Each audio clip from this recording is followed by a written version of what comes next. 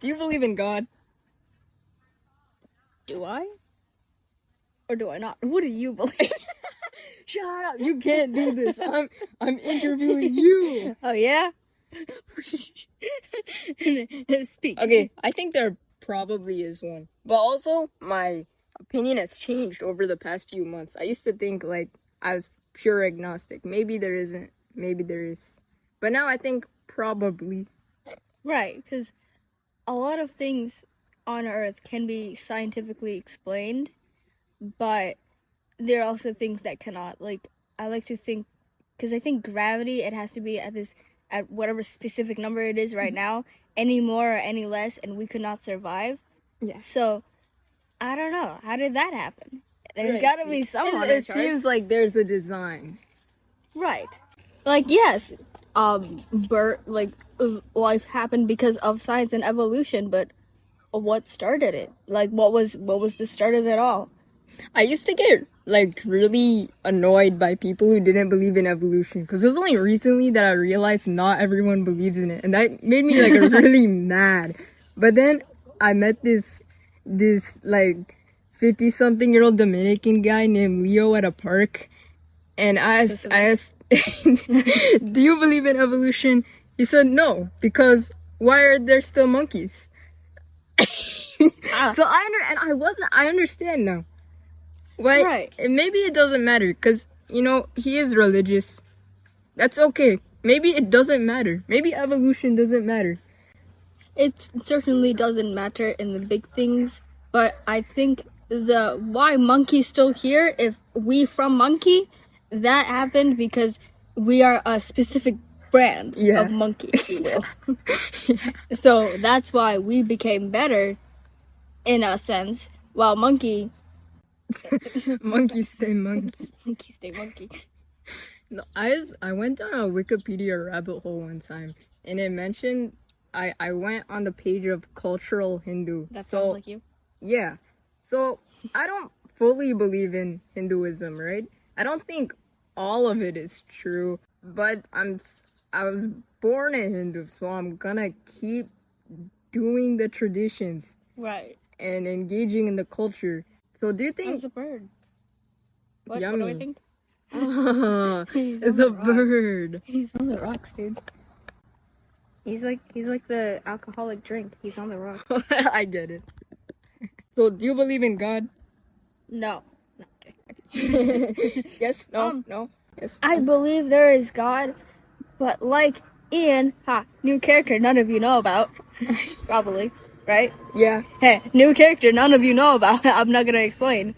I kind of agree with his, like, yeah, there's a guy, but why should we worship him? But also I disagree with that, because, like, he did all of this. But also I agree, because, like, he did it. That's on him. Yeah. And how do we know if it's good or bad? Maybe it can't be judged on human morals. So you're born in a Muslim family. Yes. How does that affect you? I don't eat pork. And it is a very funny conversation. What do you like to eat for breakfast? Oh, I like pancakes and eggs. No bacon? No. Are you allergic? Why is that like the first Why do people guess? want me to eat bacon so bad? Bacon good. Bacon good. I have doubts. But, it does kind of suck because there's this one brand of gummies I really like to eat. I think it was Haribo or something. Oh, I know what you're talking about. Yeah. And I was like, yum, yum, yum, good gummies. And then one day I was like, what's on the bag? Gelatin. So I can't eat those anymore. I can't have the joy. Did you know Hindus can't eat pork either? But not for religious reasons. So Muslims can't eat it because pigs are seen as dirty, right? Yes. And then when the Muslim kings conquered India, then we started not eating pork too. So it's not a religious thing, it's a cultural thing. So influencers. Instagram influencers. Get influenced, idiot. Is your family super religious? No, definitely not. If I was super religious, I would be wearing a hijab, and you could not see my arms, and I don't think I would be talking to you, or any guy, for that matter. Do you believe in Allah? Yes, I do believe in Allah. I think he is real. I think he is great, and I believe in him. I don't know. I used to not believe in him, And this one time I was like really desperate on a test, so I prayed, and it worked. So now I believe. I think Islam is great. I really like being a part of it. I don't know. It's like it's such a community. There was this one time my dad, he went to this subway. It was farther than this was in Florida. This was like a far away subway. For some reason, it was like 2 miles farther than the one close to us. And he was like, "Yeah, my name is Ahmed Aman. That's the name of the order." And the owner was like, "Oh, you're Muslim. Okay, yeah. For you, I have a separate batch of knives and gloves just for people that are Muslim. They have not been in contact with any form of pig at all. Mm-hmm. So I use those." And from that point forward, my dad decided to drive like 2 or 3 miles farther just because, you know, it was the like, yeah, you're also Muslim like me. We're the same. And I have a separate thing for you. And also that is a entirely separate thing that I could go on and on about, but that's not what this interview is about. That's so nice. You should keep on going on and on about. But that's not what the interview is. I'm the interviewer and I get yeah. So this is about like how people kind of connect and how you get people to like do things for you and how you get them to like listen to you. You know, this is like all about like being like a really good leader, and it is something, you know, I never thought I'd be really passionate about it, but I am. And I fully blame Master Knight and Master Foster from King Tiger Taekwondo. I go to the location in Charlotte, specifically Harrisburg. It is right above Hawthorne's, you know, I think it's 409. And it's a really great place. You know, if you are wanting to learn how to defend yourself, or maybe just be a little better, you know, hit us up. I would say the phone number, but I don't know it off the top of my head, even though I work there. You should memorize the phone number. I should memorize it. Okay, anyway, so Master Foster, he was like, "Oh, you should read this book. It's by Dale Carnegie. It's How to Win Friends and Influence People." I saw that. You're such a politician now. Real. And I don't know, I was reading, I was like, wow, this is really stupid. I'm going to try one of these things. And so I decided to try the name thing. Essentially, it's how you get, or I don't know, it's not just the name thing. It's more of like caring about other people more than they care about you. And then they start listening to you and it's like, what? So you find out their name and then you use their name a lot in conversation. You know? Like a new person. Say, I'm trying to think of an example. There was this one time I was working in a group and like none of them really wanted to work in the group and I had to lead it. I didn't really want to lead it. Having to do that because I can be an extrovert if I can turn it on. But exactly. But like, because we all had like just be normal, guys. We had assigned roles and I was like, because I got leader. So I decided to learn everyone's names and figure out what they needed from me. All right. So I did all of that, and it was for like some competition. We had like an hour. We finished in 30 minutes, and we won the competition. And then after, we were forced to make thank you cards, and they're like, "Hey, yeah, you're a really great leader." Even though all I did was like refer to them by name and be like, "Hey, do you need anything?" "Nah, I'm good." "Okay, wait a minute." Yeah. You should run one of those Sigma male business accounts. The entrepreneur I don't know what that means, but I think I could. I fully believe in myself. Yeah, it is really interesting. Just like kind of, okay, here's the story I wanted to say. It's about the woman at a DMV. I had to go to this DMV. I was in and out in 30 minutes, and that was just because the people at the DMV, they looked like they did not want to be there. So I learned their name. I had like a 2-minute conversation about him with them. And she was like, "Oh yeah, my daughter, I do my nails specifically for different holidays. And my daughter is doing this like 4th of July Hawaiian party. I don't know what to do for her." I was like, "Oh, you should do the hibiscus flower in American colors." And she was like, "Yeah."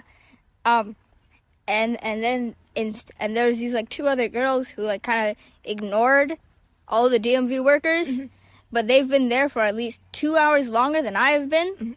And I still got done with everything first. Yeah. And that was just because I was like, yeah, I'm listening. See, like, that's also something I started doing newly in high school. Like, just talking to people. Right. Because it actually helps. It does. Right. I love talking to people. And I love knowing everyone.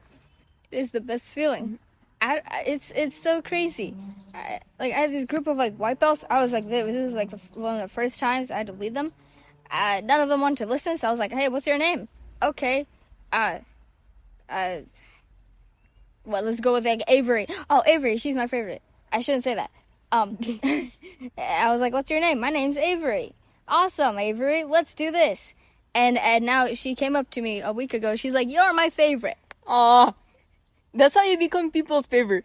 Yeah, real. It is so interesting. You know, what's interesting about Islam?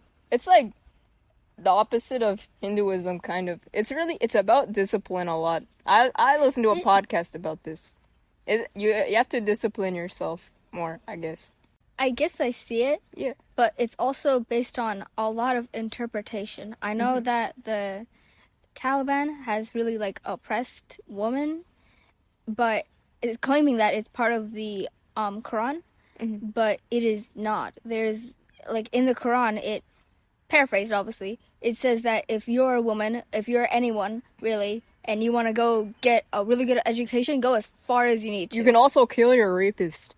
Yeah. Yes.